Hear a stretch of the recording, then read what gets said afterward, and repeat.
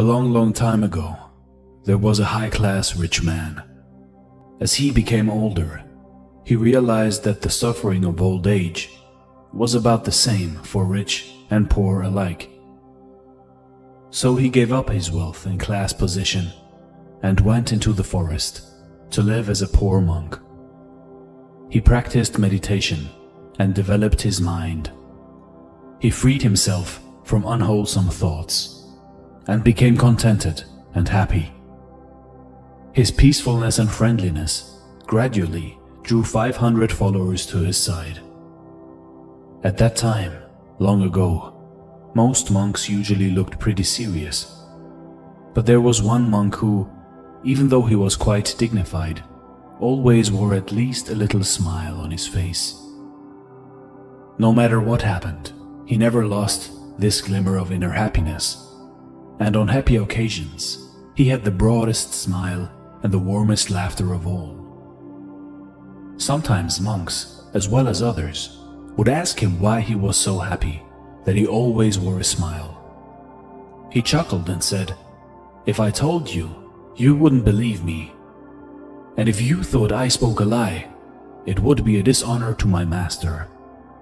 The wise old master knew the source of the happiness that could not be wiped from his face. And so he made this happiest monk his #1 assistant. One year after the rainy season, the old monk and his 500 followers went to the city. The king permitted them to live in his pleasure garden for the springtime. This king was a good man who took his responsibilities as a ruler seriously. He tried to protect the people from danger and increase their prosperity and welfare. He always had to worry about neighboring kings, some of whom were unfriendly and threatening. He often had to make peace between his own rival ministers of state. Sometimes his wives fought for his attention and for the advancement of their sons. Occasionally, a dissatisfied subject even threatened the life of the king himself. And of course, he had to worry constantly about the finances of the kingdom. In fact, he had so much to worry about that he never had time to be happy. As summer approached, he learned that the monks were preparing to return to the forest. Considering the health and the welfare of the old leader, the king went to him and said, "Your Reverence, you are now very old and weak. What good does it do to go back to the forest? You can send your followers back, but you remain here." The chief monk thought about it and then called his #1 assistant to him and said, "You are now to be the leader of the other monks, while you all live in the forest. As I am too old and weak, I will remain here as offered by the king." So the 500 returned to the forest and the old one remained. The #1 assistant continued practicing meditation in the forest. He gained so much wisdom and peace that he became even happier than before.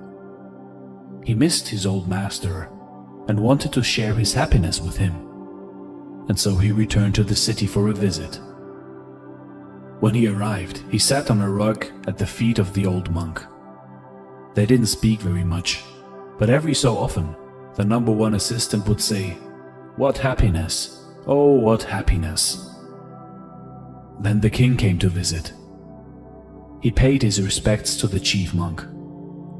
However, the one from the forest just kept saying, "What happiness! Oh, what happiness!" He did not even stop to greet the king and show proper respect. And this disturbed the king, and he thought, "With all my worries, as busy as I am looking after the kingdom, I take out time for a visit, and this monk does not respect me enough to even recognize me. How insulting." He said to the senior of the two monks, "Venerable sir, this monk must be stupid from overeating. That must be why he is so full of happiness. Does he lie around here so lazy all the time?" The head monk replied, "O king, have patience, and I will tell you the source of his happiness. Not many people know it. He was once a king, just as rich and mighty as you." Then he was ordained a monk and gave up his kingly life.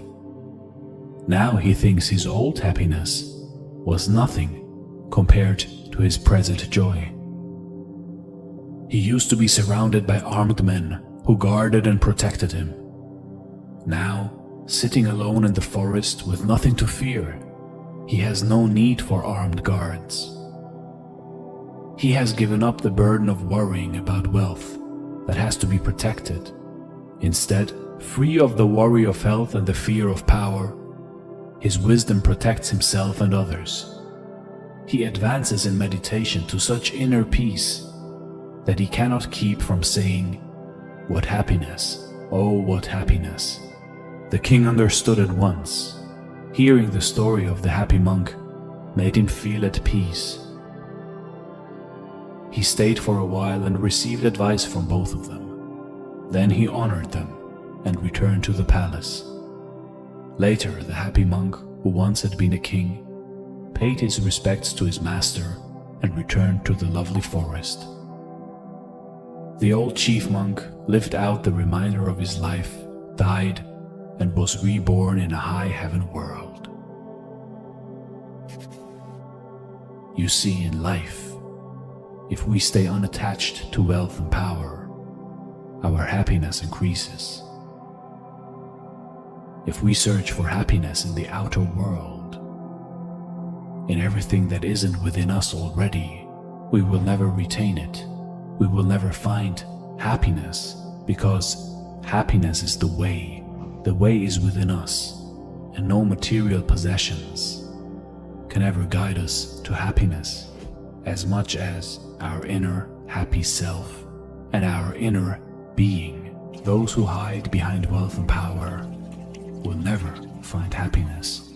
But if you are a master of your own fate, a master of happiness, you will find it even in the smallest of things in this world.